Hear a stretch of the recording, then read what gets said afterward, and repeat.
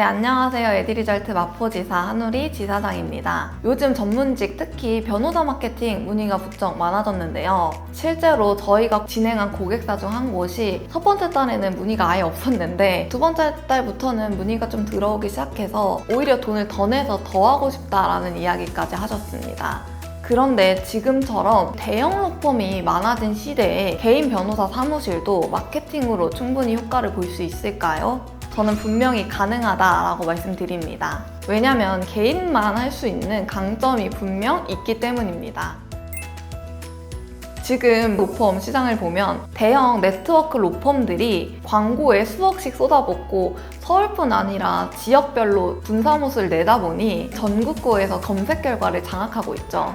이런 상황에서 지방 혹은 개인 변호사 같은 경우는 우리가 마케팅 한다고 이게 될까? 라는 생각을 하실 수 있습니다.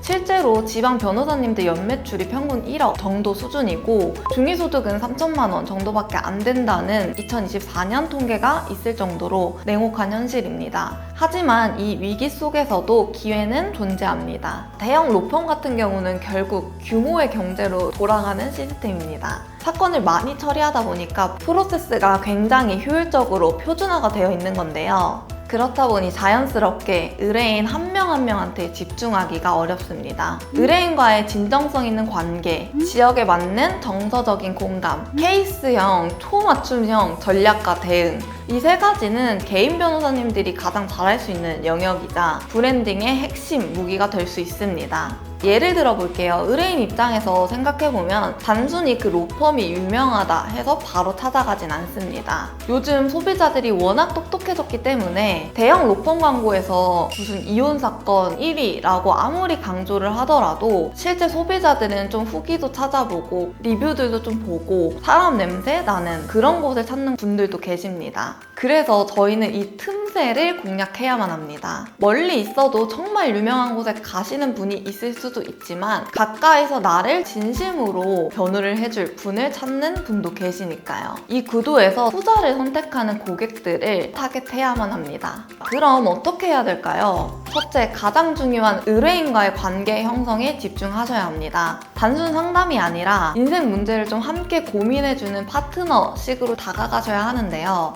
이건 말로만 되는 게 아니라 상담 톤, 설명 방식, 태도에서부터 만들어져야 합니다.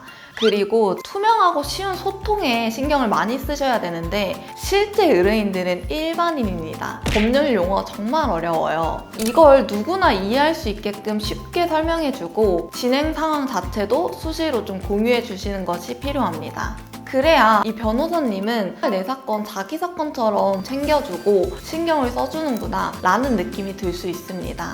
마케팅은 이 두 가지가 모두 내가 가능하다 라고 했을 때 도전해야 성과를 볼 수 있는 영역입니다. 이런 기본이 잡힌 상태에서 영상, 블로그, 콘텐츠로 풀어내는 게 마케팅입니다.